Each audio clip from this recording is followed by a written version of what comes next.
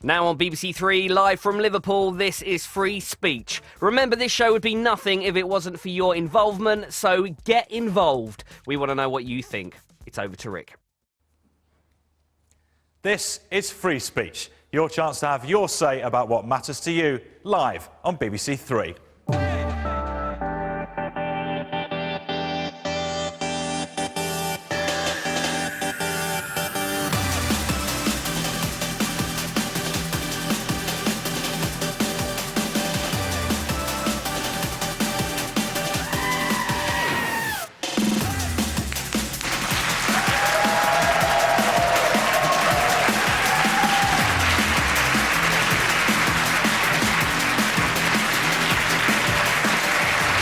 Good evening and welcome to Free Speech, the only show that lets you tell the panel your views on what's going on. It's simple, really. I'm Rick Edwards, and tonight we're at Hope University in Liverpool.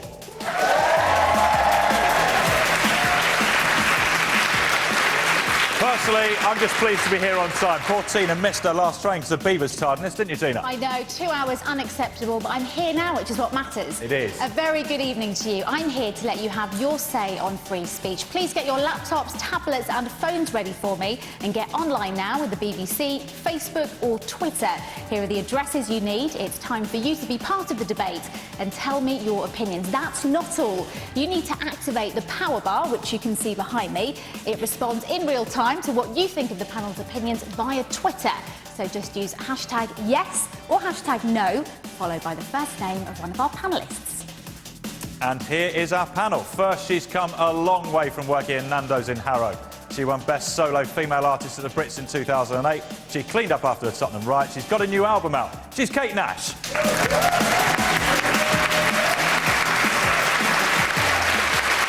He's Conservative MP for the Vale of Glamorgan. Last week he called on the BBC to open up its spending to scrutiny, so it's own brand Chris and water for him after the show. He's Alan Cairns.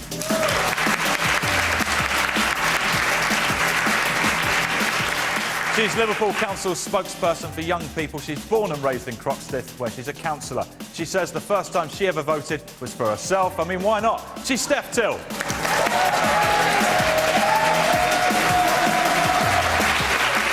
Finally, officially, he's the research director at free market think tank the Adam Smith Institute. Unofficially, that means he's responsible for blue sky thinking. He's Sam Bowman.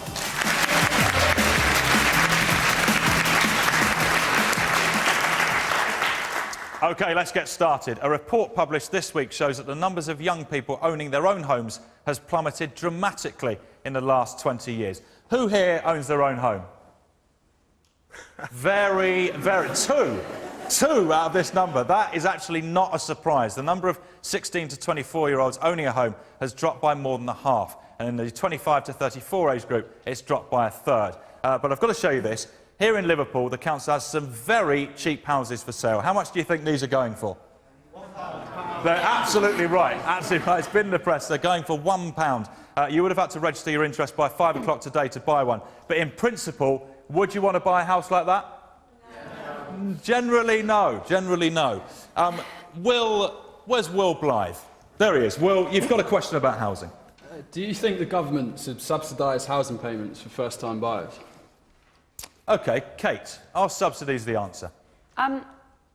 Well, firstly, I have like a lot of friends in their 20s going into their 30s that just are so far away from being able to buy a house. It seems like sort of like a dream, like definitely non-reality for a lot of people around my age. The reason I was able to buy a house is because I had a hit record when I was like 19, and that's not the case for everybody, obviously. And I think that, like, even I have friends even in their 30s that that have had solid careers for a really long time, but are still nowhere near being able to buy a house because it's just so expensive. And I think one thing that really comes to mind is like rent is extremely expensive. So a lot of people I know have no ability to even save because, you know, they're doing what we were talking about earlier, working for free, trying to do everything they can to get the careers that they really want and the future they really want, and then spending all of their money on living in London. I mean, obviously we're in Liverpool, but I'm from London, and rent is extremely expensive in London. and then there's just no, they can barely make their rent each month, so there's absolutely no sort of saving at all in, like there's just no room for it. So there definitely needs to be something done to like help people, because I don't know, it's so different to like my parents' generation, and there's like hundreds of reasons why it's different, but we can't ignore the problem, and people need help. I mean, I just like read about there's a council tax being introduced on April 1st, or like for people having to pay on like secondary and third properties that they own, and I think it's like, where's that money? What are the council going to do with that money, and is it going to go into like building affordable homes for people in the community? And it sounds like a really great scheme, like selling a house for £1, but then no one here probably has the money to be able to build up that home from the condition that it's in now, and it would essentially be going into live in like a squat, I guess, because so yeah, I think that there does need to be something done to help people. So people do need help. What can the government do to give that help, Alan? Well, let's say in the first instance that housing and renting or buying a house is the biggest problem facing so many people, be it young people, be it young families or even older people. And we're in the ironic position where buying a home, so long as someone can get a mortgage, is cheaper than renting, because the way the rates at which rent has increased over the last 5 years or more has been astronomical. So it really is a difficult issue.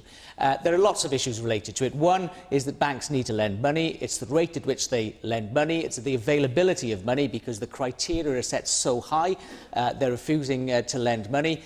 Secondly, it's about the planning system that needs to be freed up in many areas, or builders need clarity so that they know that if they put an application in one area, they're likely to succeed in that application, and if they're going to put an application in another area, they know they won't get planning permission. So there needs to be greater clarity to the planning system, and the economy needs to be moving, and I think building and construction is a really important part of that. And I think it was Gordon Brown said just before the last general election that he thought that housing was a private sector issue, where the private sector would provide and people would rent or buy out of that. Now, although I'm on the centre-right of politics, I even think that was pretty harsh. It's an ideal as something to get to, but I think the government really need to step in. There are lots of things going on, supporting builders, offering them various guarantees, social housing, building more social housing. And if someone exercises the right to buy under the discounted schemes that are available, there's a guarantee that another social house will be built on that as well. And then you come into the issue of under-occupancy and overcrowded housing, and that's a completely separate debate, but is fundamental to the whole problem. Sure. So who should be helping young people get on the property ladder then? Yes. I definitely think it's the government. I think when you sell off a public sector house, I think you should make another public sector house. And that guarantee has been made. Any new social housing that's been sold now, a new one will be built. OK. Yes, you, sir. What about the replacing all the stock we lost when Right to Buy came in the first time? We lost a huge amount of the social housing stock. That needs to be replaced. We don't have enough housing for people. I think that's a fair point, but the position got worse over the last decade or more, because social housing wasn't built. And as I said, when I went back to Gordon Brown's statement, when he thought it was just a private sector issue and transaction, that isn't good enough, and the government do have a significant part to play, and it's about supporting communities in terms of allowing properties to be built. It's about supporting builders in terms of making those houses available. It's about having a much more flexible approach to developments, so that we can have a relatively high prospect of social accommodation within any new developments that are being made. So, Steph, is it a private sector issue?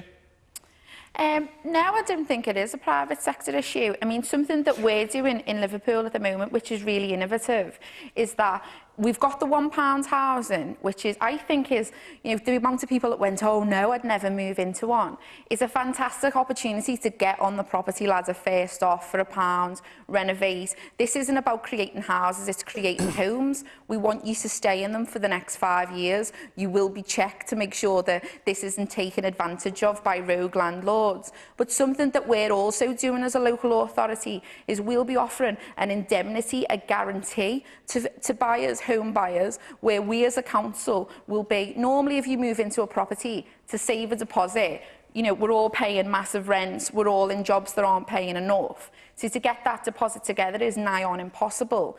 So where people have struggled in the past, where mortgage lenders aren't lending, and now they're saying you need a 25% deposit, we as a local authority are saying that we will back you up in conjunction with our partners in the banking industry that we've got now, and we will back your loan up and we will guarantee it. Essentially, what we're doing is we will hold money in reserves with them and we will guarantee you so you can get that foot on the property market.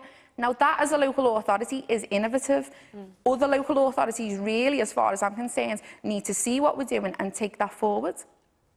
What are people saying online, Tina? There's been a huge response online to this all week, actually. And the debates ranged from people blaming the banks, so agreeing with you, actually, Alan, saying the banks need to start lending to help get the housing market moving again. There's also another group of people saying, actually, 16 to 24-year-olds don't aspire to having their own properties. And this one's just come in from Samira, who says, if you spend your money wisely and save for a few years, I'm pretty sure you can land a dream home. It depends on how committed one is, so it's all about money management. Okay. And we disagree with you, Kate. So, Sam, does it depend on how committed one is?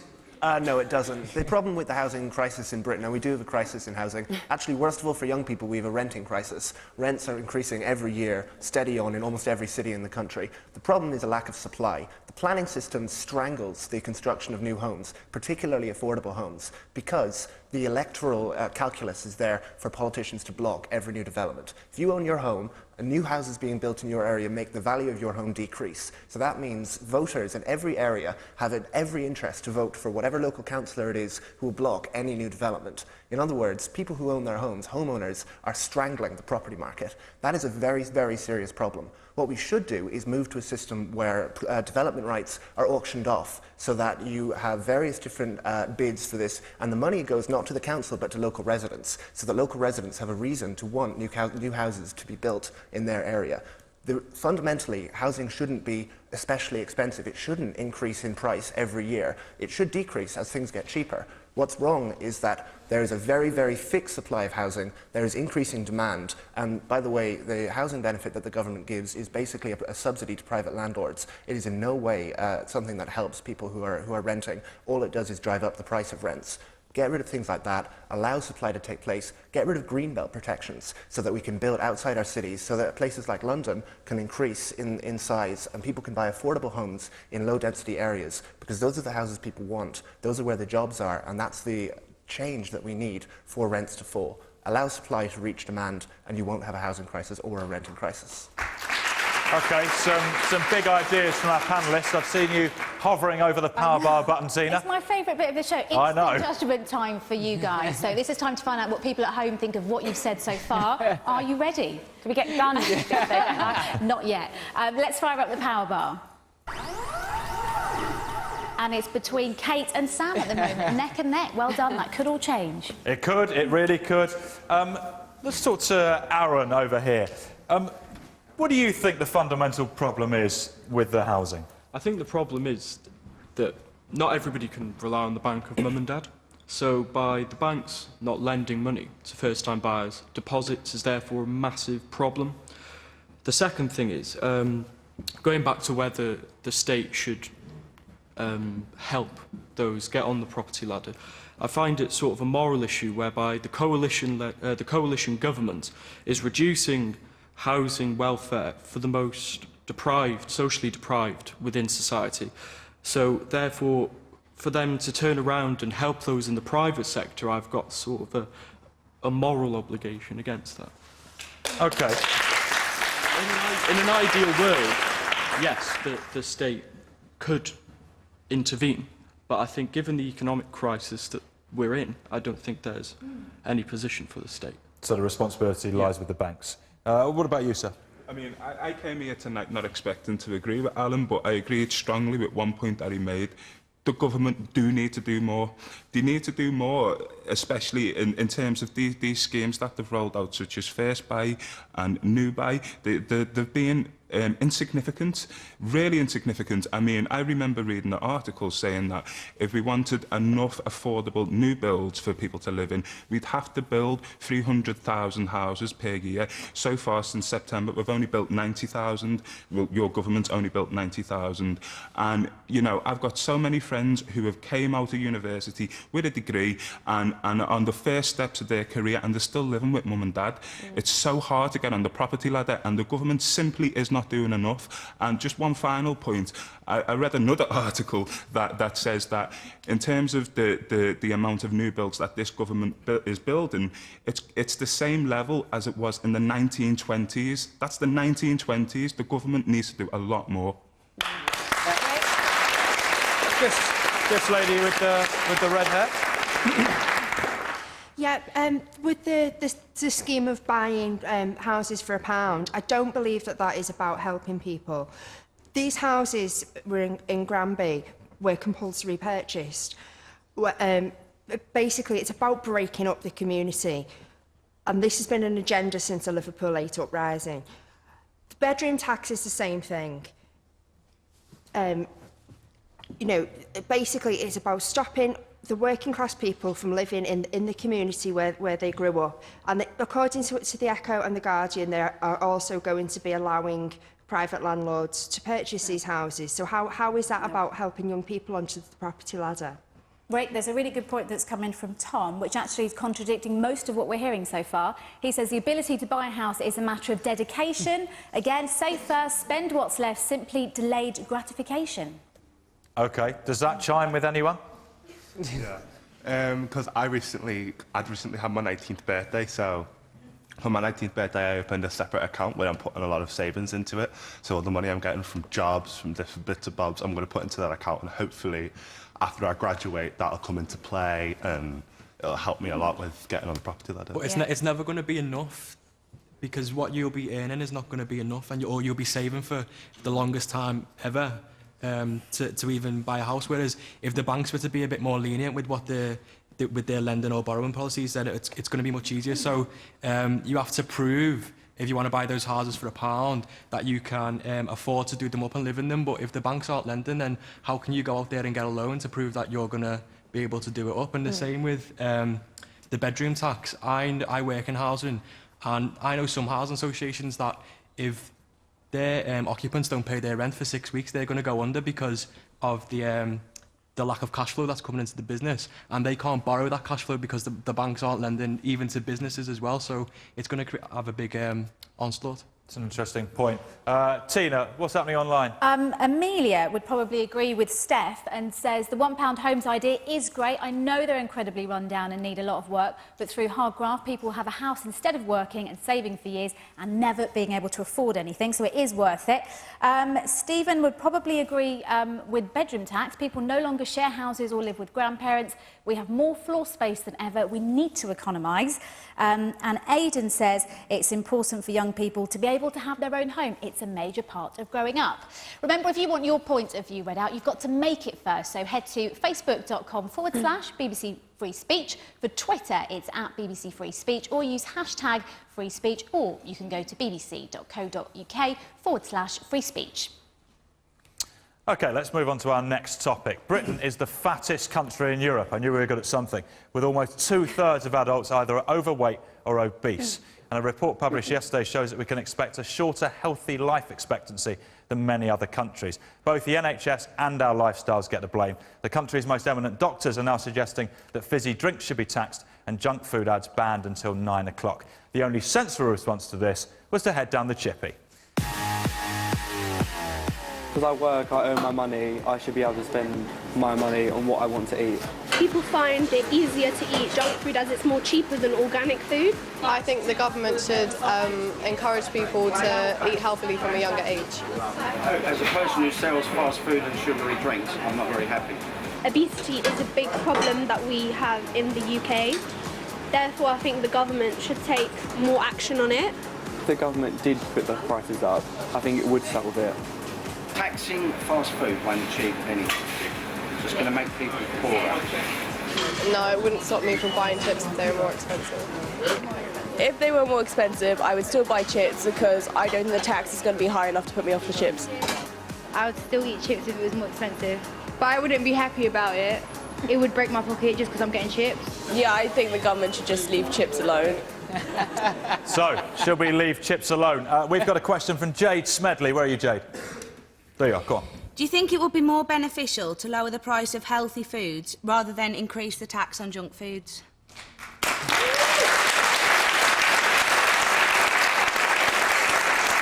Not often you get a round of applause for a question, but it's happened. Sam, what do you reckon? No, I don't. It's actually very cheap to eat very healthily. If you lived on McDonald's all week, you'd be broke. People eat fatty foods because fatty foods taste nice, and they like eating fatty foods.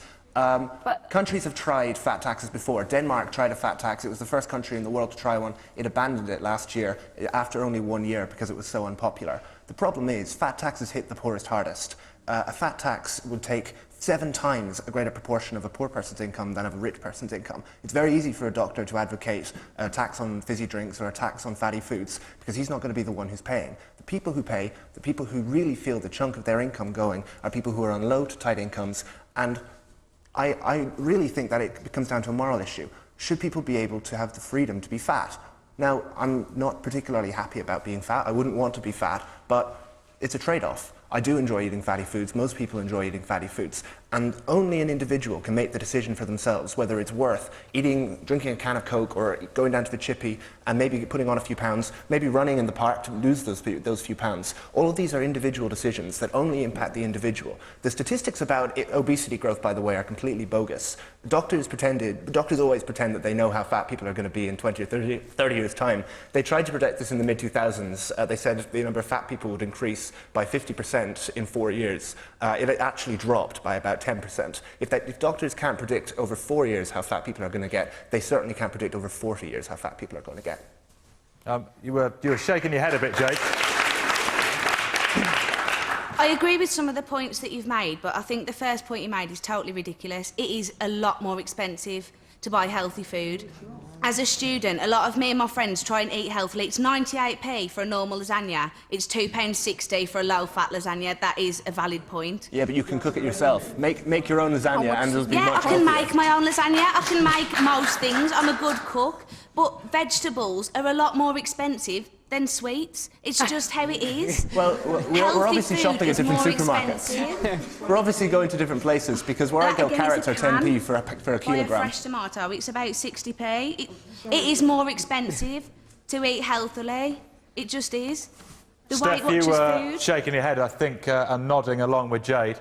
Yeah, I mean, I live in a ward and represent a ward with high levels of deprivation, and I can tell you it's not cheaper to eat healthy. How much does meat cost? I would encourage anybody to go out and support local business, support local butchers. It would be fantastic if we could all support greengrocers in our community, etc., etc. However, if it costs you £4 to buy the mince for a lasagna to feed your family, or you can buy one ready done in a supermarket, a lower-end supermarket for £1, you will buy it there. It is cheaper. Meat is more expensive. You go to supermarkets and what's on offer is always the fizzy things, always, look, I've done them all, I've done all the diets going, and I know how expensive these things cost. Water is free.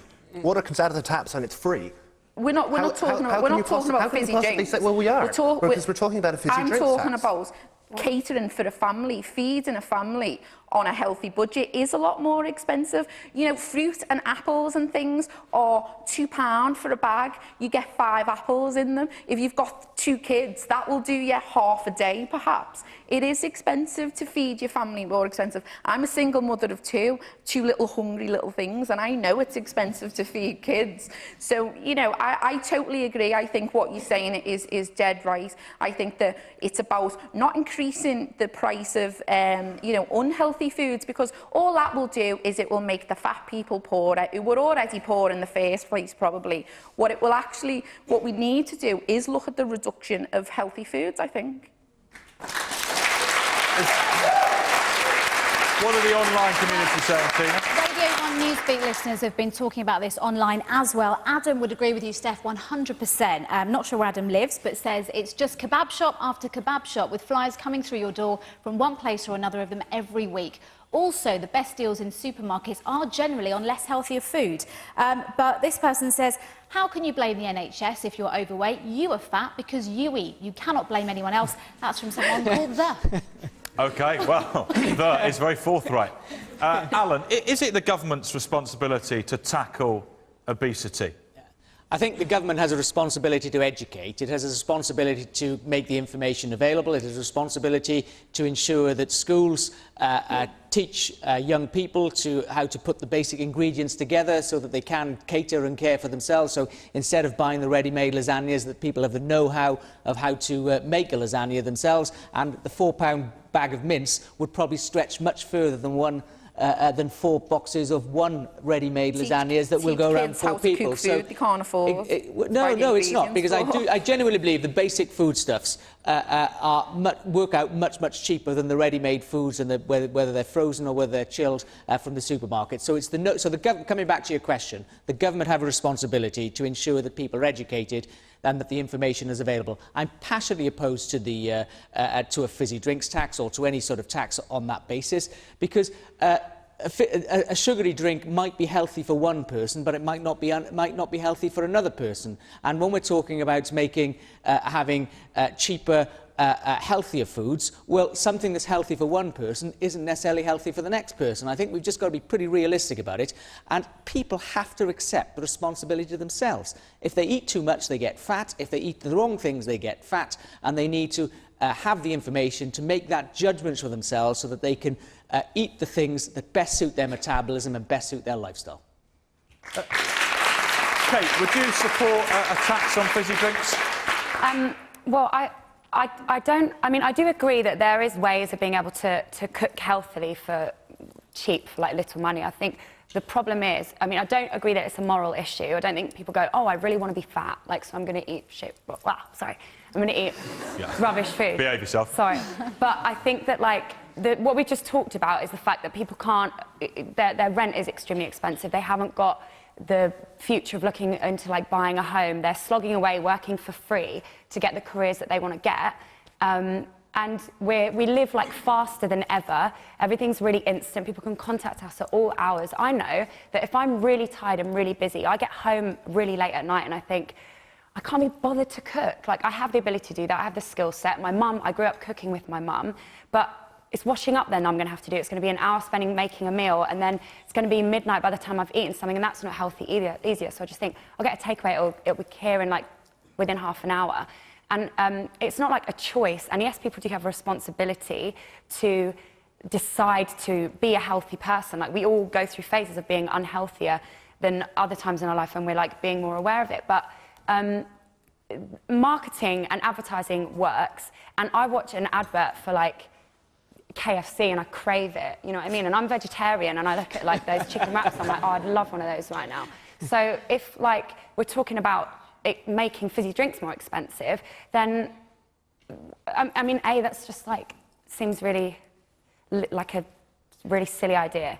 It doesn't really seem like it's going to solve obesity because a can of Coke is 20p more expensive. But we need options of like, because healthy sort of food stores are seen as more expensive and they are marketed in a way where it's like to the middle classes. So we need advertising on other options. If we're going to be making the cheap, like unhealthy options and more expensive, then I want to see like healthier brands being advertised and marketed towards like the working classes. I think the ultimate example is that alcohol is taxed pretty heavily for lots of reasons, but people still drink. So even if you tax fizzy drinks to that degree, people would still buy them if they want them. It's down to everyone accepting responsibility themselves. There is a food crisis in this country, and it's not through fizzy drinks. It's through the fact that food banks exist. Your government should be focusing on the fact that people can't afford to eat. Never mind that they're drinking 20 pence down the That's not right. Is there anyone in our audience who supports the idea of a tax on fizzy drinks or a tax on fatty foods? You're close to me. Yeah. I support the idea of a tax on fatty foods. However, the foods it should be levied on, it shouldn't be based on calorific content. It should be based on the saturated fats, the additives, and also the sodium content, as sodium has been connected with heart disease, which is a huge burden on the NHS these days. OK, does that resonate with anyone? Yes, you, sir. Well, actually, disagreeing with what he's saying. Okay. What I'm saying is this country is far too overtaxed in the first place. It doesn't need another tax. People are struggling, as the lady from Liverpool rightly said, to feed the families. Let's just make food cost even more. It's stupid, and we don't need another tax. We need less tax. Okay. Yes, Steve. I run a project in the North East, and we actually have to give out food on a daily basis to people who don't have money to actually buy food. We also we started a project because we had girls who were coming and having their tea was 10 packets of 10p crisps, and that's what they were having for their dinner. And this is happening in this country, and we started giving out fruit, and they came and they liked it, and they went back home and they said, Mum, can you buy us some fruit? And we have to start, you know, we have to understand what the food crisis. I totally agree with the panel member. There is a food crisis in this country. Okay. Yes, quick comment from this gentleman. My mum worked in a school with quite young children, and she came home one day and told me, oh my God, the kids didn't know that bacon came from pigs, or that pigs lived on a farm, or what a farm was, or that you can grow food. I do think that there is an education, a massive missing link. I mean, I know that plants grow in the ground and that you can pull carrots out, but there might be quite a large group of children in this country growing up that don't know that or haven't had any experience of that through school. I mean, there's fields at schools, we can grow vegetables there, surely. So it's an issue of education. Tina. Craig and Aaron both agree with each other. Aaron's saying taxing fast food is just going to make poor people poorer. And then we've got Craig who says taxing fast food and fizzy drinks is like taxing alcohol, punishing the poor, the rich won't even notice. Maggie poses a question about responsibility. The government will never encourage young kids to eat more healthily. It's the parents' job. And then Rebecca, fast food economics again, a whole pizza for £1 or one red pepper for 80 pence. Cheap junk is the reason for obesity. Probably a good time to have a look at the power bar again to see who's ahead. And Steph, you've pushed ahead. Well done. You can input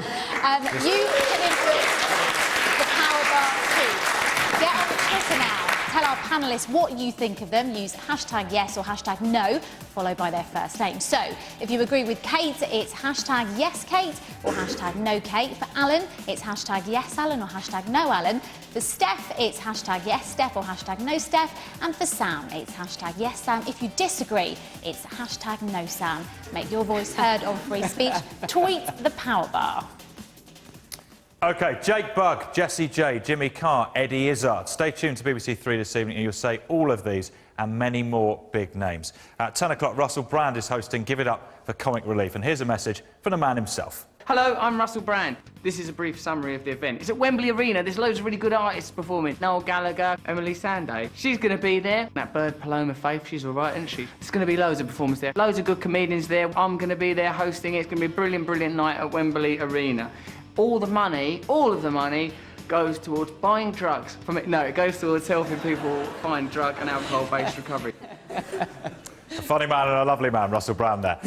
Liverpool has always been at the forefront of the fight back against addiction and has been hailed as the recovery capital of Britain. So meet Becky and Ben, who have fought their own battles against drugs. Once I tried the first drug, I lost the fear of drugs because I thought, well, this one didn't kill me. I'll try the next one, maybe that won't. Risen consists of a group of addicts in recovery. We all support each other and help each other through. The drugs that I was addicted to, I started smoking cannabis. I drank when I was 10. I went on to LSD. Smoked cannabis at 12. Ecstasy. Then it was cocaine. Taking speed, cocaine and ecstasy. I was smoking crack. At 19, I was using heroin and crack, smoking them. I moved on to heroin. I ended up going to prison because I used to thieve to fund my habit. Going to jail didn't stop me from taking drugs. It was obviously meant as a deterrent, but my behaviours were never looked at. My mum crying constantly didn't stop me taking drugs. The only thing that worked was a 12-step programme for me. 30 days clean today. 30 days clean. Well done, bro. It involves complete abstinence from all drugs. I do think that a lot of society perceives addicts as bad people. I don't think they realise it's actually an illness that needs treating and these people need counselling. I've been clean now for 20 months. I think it's imperative to get rehab and emotional support. I wouldn't say getting clean is easy, but it is a life beyond my wildest dreams. If I hadn't have gone through the 12-step process, I'd be dead. My life today is quite amazing. Inspirational stories there from both Becky and Ben. We asked our Facebook and Twitter crowd which question they wanted answered on addiction. What did they go for, Becky? Is drug addiction a medical or criminal issue? OK, I'm going to start with you, actually, Jessie. You run an addiction charity that's funded by Comic Relief. What's your approach? We definitely think it's medical. I started the project 10 years ago when I found that there was a 13-year-old who was addicted to heroin and a 15-year-old who turned to the streets because of her addiction. And I always remember there's a quote of one of our clients, and when I was kind of trying to find out and get to the bottom of what was going on, why she was on the streets, and she said to me, she said, we were just messed up kids looking for a buzz, and I never knew it would turn out like this. She said, now I'm on the streets because of it, and I feel like I'm being abused every time I go out there, and I want it to stop. And so I take that on board, and it's like, how can we say that that's a criminal behaviour? That's someone who needs help. And we also have to answer that question about, we were messed up kids looking for a buzz, so we also have to deal with the root causes of why our kids are saying that they're messed up in the first place. So, Jessie very clearly saying it's not a criminal issue. Would you agree with that, Sam? Absolutely. Drug addiction is a totally personal issue, and it's something that tears families apart. And now the state, even worse, tries to tear the whole community apart by putting those people into prison. Those people often get sucked into crime, they get sucked into criminal gangs that they wouldn't be involved with otherwise. If we look around the world, Portugal is a country which has decriminalised drugs, even drugs like heroin and crack cocaine. And what they do is provide very, very good treatment centres, very, very good treatment resources for people who need it. Now, since they've done this in the last 10 years, they've seen declines in crime, declines in HIV related to drug use, declines in drug addiction, because the appeal isn't there and the cycle of drug addiction isn't there anymore. What we should be doing is moving away from something that says something you do in the privacy of your home is a crime, and when you do something, when you self-harm, you are breaking the law. What we should be doing is bringing it out into the open so we can talk about it openly, so that if you have a problem, you can speak to people openly without fear of going to prison for something that you're only doing to yourself. So should we legalise all drugs?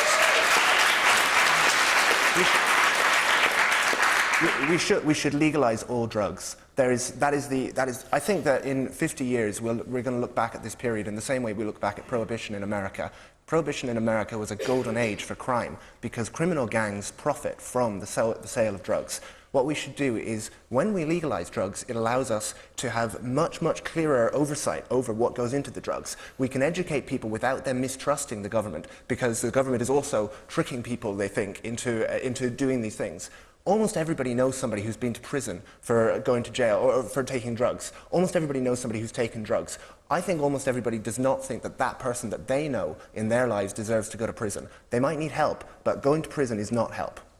Steph looks absolutely furious. This is just my natural furious face.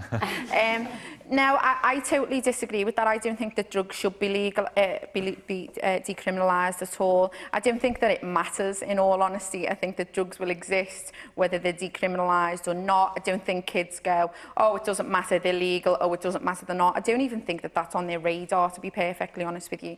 I think that what it boils down to is that drugs are definitely, there's a difference between drugs, I think, are a criminal issue and addiction is a health issue. That's the difference. I think we do need to target drug dealers, drug importers, but then we need to look at these young people or older people who are addicted. I live in a ward and represent an area that was ravaged by smack, by heroin in the 80s, 90s, and we feel the repercussions of that now. We still, 20 years down the line, are feeling that. Now, legalising, as far as I'm concerned, what will happen? The dealers will then need to find a way of competing with the open market. They'll need to make their product inferior. They'll then start mixing things with them.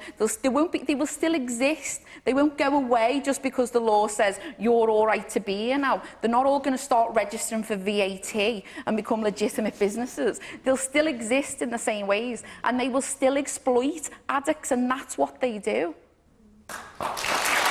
So, Tina? Yeah, a lot of people online shifting the focus away from drug users and talking about the taxpayers. Ollie saying it's medical, but if you're stupid enough to do it in the first place, why should the taxpayer pay for your treatment? And Catherine kind of agreeing, saying we can't separate one addiction from another. Alcohol, cigarettes, drugs, food, etc. All of them are a burden on the NHS. OK. So let's talk to you quickly, Greg. You are, I'm assuming, pro the legalisation of cannabis. I am, yeah. I think it's absolutely ridiculous that we fail to regulate any kind of, so-called illegal drugs. I mean, we regulate pharmaceutical drugs. We don't criminalise people who get prescribed those and become addicts. I mean, you can get prescribed opiates. I've got Crohn's disease. I actually use cannabis to treat my Crohn's disease now because it's a lot safer than using the opiates. I mean, I don't have a regulated market for my access to cannabis, but I do have access to criminals who sell loads of other drugs who will take money off a 12-year-old because it's got a picture of the Queen's face on it. Like, if you regulate cannabis or other drugs in general, which are a lot more harmful and dangerous to a vulnerable age group, you're not going to have the dealers on the street because no idiot in their right mind is really going to start going and buying from them if they can go and buy it from somewhere where they know what they're getting. The dealers aren't going to be cutting it with talcum powder and all this other stuff. If they regulate these other, like powdered drugs, it's just not going to be a case. There's going to be a lot less dealers on the street. We don't criminalise people who are addicted to tobacco. We don't criminalise people who are addicted to alcohol. We do criminalise people when their addiction creates bad behaviours like stealing and abusiveness. Steph, you're making that face again. I can't help it. No, I just totally disagree with that. I think that what will happen is the dealers will still exist and they'll need to find other ways to exist within their business. Drugs will change, they will develop, they will become more dangerous, if anything, as far as I'm concerned. It's not true. If you look at it... I didn't think that I'd agree with Steph on hardly anything today, but I absolutely passionately agree with what she said on this issue. I think the law is pretty clear, and we've just seen a video clip with two people talking about starting off with cannabis and then they're moving on to harder drugs, and I think that's the slippery slope that we're facing. When it comes down to whether it's medical or criminal, I think that if someone is arrested or if someone seeks support, it needs to be treated in the first instance as a medical condition. Every form of support and resource should be given in order to try and bring them off the habit. If that is rejected and the abuse persists without good reason, then absolutely it needs to be dealt with as a criminal offence in the same way that it can take an addict several times, though, to a judgment needs to be made. The idea that criminal gangs are still going to flourish when something is legal is completely ignorant of history. After Prohibition ended in America, Al Capone and the criminal enterprise that sold bootleg alcohol went out of business. They lost their business because why would you buy alcohol from a criminal when you can buy it from the hospital? Well, I would suggest, I can easily say I've never done cannabis in my life, but the reports are that cannabis 20 years ago is very different to cannabis now, and that's the sort of strength. All the more reason to bring it out into the open. All the more reason to bring it out into the open. Absolutely not. And we've just seen the evidence on it's anecdotal evidence, granted, from those two people interviewed, that they ended up on much more these men and women in drugs. the audience who've had drugs and who've admitted to trying drugs, would you put them into prison if you could make the switch? Then you're not in favour of illegal drugs. I've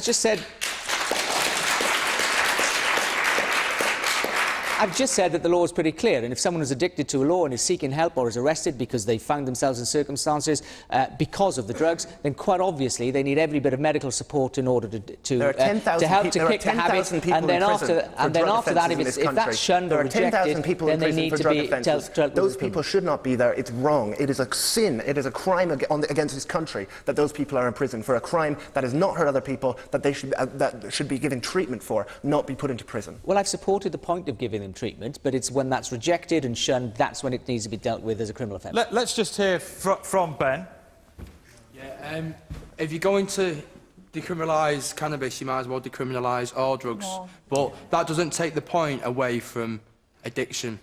You know, I was addicted to alcohol. Forget that I was addicted to any other drug, I was addicted to alcohol as well. You know, if I'm an addict, I'm going to get addicted to something. And I think the point we're trying to make here is, what are we going to do about addiction? I work with a dance company. It's totally underfunded. Fallen Angels Dance Theatre. Where do we get the funding for? You know, this plays a major part in my recovery. There needs to be more done. If we were spending less money, we can definitely agree that addicts need practical help. Putting them into jail for a crime that has no victim other than themselves, then there would be more money for that treatment. There'd be more addicts as well. Divert money away from putting people into jail and put money into treating people and giving them those options. I totally agree with that, but I think people that kind of like, I smoke cannabis or I take heroin or I drink alcohol, you know, like, let's have it legalised because I've got Crohn's disease, my dad's got Crohn's disease, he don't blaze bud. You know, that's your justification for it, mate. There's science behind it that would help. Yeah. There's science, Okay. so. The point is that there are no simple answers, and jail is the simplest answer. Yeah. Jail is the simplest answer. It has the worst effect. It ruins people's lives. It ruins families' lives. It costs people money. It makes the whole situation worse. Bring it out into the open. Let people talk about it openly. Give people the information, and let them trust each other. Let them work through their recovery. Yes, but It's not just about getting off drugs. It's about building a life, a new life, and we need money from the government putting into building that new life and looking at why people turn to drugs and what is this new life about, because a lot of the time they'll get people off drugs and there's no support afterwards. Yeah. And like Ben just said, our dance company isn't funded. We need help to help people in recovery. so where is the practical help coming from? Is Anthony somewhere? Anthony. So you're a drugs and alcohol liaison officer. You're in A&E at the weekends. I am, yes. And what are you doing? Saturday nights. The idea is that for young people under the age of 19, we pick them up when they're first coming into A&E with alcohol use or drug use, that they're getting referred to me, that they're getting an assessment, and that they're getting access to treatment earlier. The idea is that for every £1 you spend on young people's services, you'll save yourself £3 in the long run. The difficulty is, again, is funding. We're very kindly funded by Red Nose Day, and we get our money from that. But it is about funding, and it is about putting it in the right places to support the right people. And you're dead right when you say it's not just, it's about dealing with that root core issue, but then helping somebody build a life without drugs, or building a life where they use less drugs and it has less of an impact on their lives. Can I just say as well? Yes. It shouldn't be about legalising drugs. It should be about fixing the social causes why people turn to drugs. Okay. We're going to have to wrap this up. Obviously, we could talk about this all night. Tina, any online comments? Yeah, loads actually. Chairman says we need to target drug dealers. Isn't that what we've been doing for the last 50 years? Not working. And then lots of people actually agreeing with Alistair and Matt, and they probably reflect a lot of the audience, online audience at home. Alistair says being addicted is a medical problem, but choosing to take that drug in the first place is criminal and your own free choice. And then Matt again says surely it's both a medical and criminal issue. Although those affected are clearly afflicted with the disease of addiction, we can't deny that addiction becomes a criminal issue. Judy's comment, very valid. I do find it interesting that we have different views on those who are addicted to food than those addicted to drugs. Can I Power bar update before you go on. Let's just see if anything's changed. Steph, you've slipped right back, probably because of your views against legalising drugs. Alan still struggling for popularity. And Kate and Sam about neck and neck. I'll make the leader, I think it's... We're going to have to move it on now. Time is running out, I'm sorry. UKIP beat the Conservatives into third place in the Eastleigh by-election last week. While David Cameron dismissed the result as a protest vote, UKIP leader Nigel Farage claims people feel mainstream politicians are unable to keep their promises. Catherine, where are you? Catherine, you've got a question. Go on. By-elections always go against the government, so are we placing too much importance on the result in Eastleigh? Well, what do we think then, Steph? Are we placing too much importance on this result? I think that it's got to be noted, you know, that kind of result. But I agree that I was elected in a by-election onto the council, which then brings everybody out because there's often a lot more publicity around a by-election. But I think that we do need to take notice of that. I think that the public are getting fed up of politics. I think they're getting fed up of politicians. They're getting fed up of seeing the same faces, sitting in a big room, going, that's your fault, your last administration did that, your last... I think that the public are absolutely sick of it. So when somebody comes in with a fresher voice, with no accountability, because when you aren't one of the big three, you don't have the same kinds of accountability because you're not in power and you're not in opposition. So essentially, you can say whatever it is that you want that will curry favour. And if you're the public who is sick and tired of hearing what he's saying, I'm saying, There's a different voice that sounds fresher, and, you know, a lot of it can be protest voting, but I think that that gives a disservice to the public. I think we have to recognise that they're going somewhere else because there's something wrong with us. What are we doing wrong to address that issue? So, Kate, are we falling out of love with politics? I think that people aren't being engaged in the right way, firstly. And second, I remember when my mum, when Tony Blair got into power, my mum the night before she'd passionately sort of gone around trying to get people to support Labour and had said, I bet she regrets it now. Oh, well, I think that, you know, she regrets maybe voting for somebody that totally let her down and said a bunch of things and then acted in a completely different way. And if you've, been let down by the three main parties who sort of all have different things to say and then all act kind of in the same way, and, you know, walk the walk and then don't talk the talk, how can you expect to engage young people in something that evidently never really is what it seems or what it says it's going to be? I remember going to Prime Minister's Question Time when I was 15. I had work experience at House of Parliament, and I was a 15-year-old girl, and I went in to watch these grown-ups arguing, and it was just arguing. It's it reminded me of the friends I had that went to private school and sat on the train making fun of each other in a really nerdy way, and then just scoffing oh, ha, ha, ha. And it was I was shocked. I was watching these people thinking, I can't believe these are the people that run the country. And I was 15. I felt like I could have done a better job. And I think that you're just not engaging with youth culture. It doesn't seem to be I mean, where do what problems are? People have a voice, and all these people are here today because they care about politics. Politics isn't broken. Politics is life. We're all involved in politics, but it's just getting people to engage in government, because that's a different thing. So we've got some young UKIP members in. Where's Robin? Robin, a good result for UKIP. What are they offering people? Well, first of all, I just want to go back to you calling us a protest vote. Well, if you want to call us a protest vote, there's a hell of a lot to protest about, isn't there? Let's just be clear here. UKIP came second in Eastleigh. Fantastic result for UKIP, of course. But this isn't the first by-election we've come second in. We came second in Rotherham. We came second in Middlesbrough. We did very well in Corby as well, didn't we? So I think the people, particularly young people, and particularly young people, are starting to look to UKIP as a new political force. A lot of people are looking at us as a sort of old Tory group. That's not true at all. We're taking votes... No, it's not true at all, believe it or not. We're taking lots of votes off Labour and lots of votes off the Liberal Democrats. That was very clear in by-elections, as I say, in Rotherham.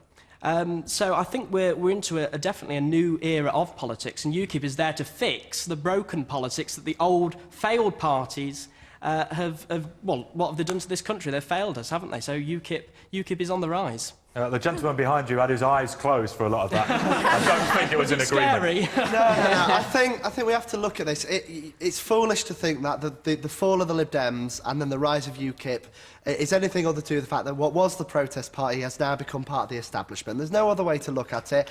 And if you think that people are suddenly more concerned about immigration when this government's cut immigration by a third, if you think that people are more concerned about Europe when this government stood up to Europe more than anyone else, it's just because the three main parties are much more part of the establishment. They're the only other people who are there. And I'm sure these guys are loving their moment in the limelight. I hope they enjoy it while it lasts.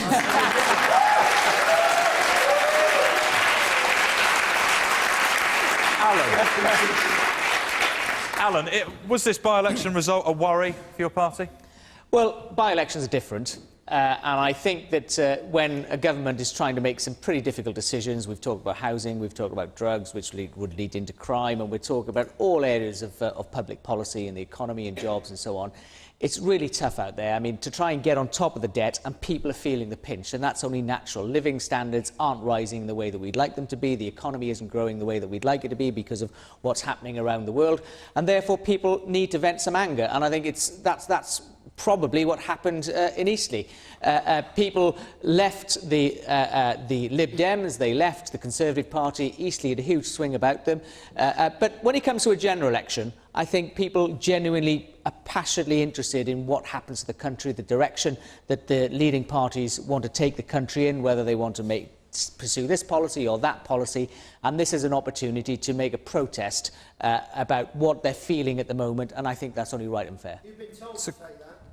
So quickly, who here feels that politics is broken? Who's lost faith in the three main parties? Yes, you. Again, it is about you know, the parties being fresh, but I think you have to have fresh people as well that are supporting the parties. So in America, celebrities are really involved in the canvassing, and they get their fans and their followers to take part in that. So like Beyonce and Jay-Z and all those other big name celebrities. I mean, Kate, is that something that you would consider doing to support this party? I think it's totally right, because it sort of brings like a cool element. Because when like politicians try and act cool, it just comes off really phony and embarrassing.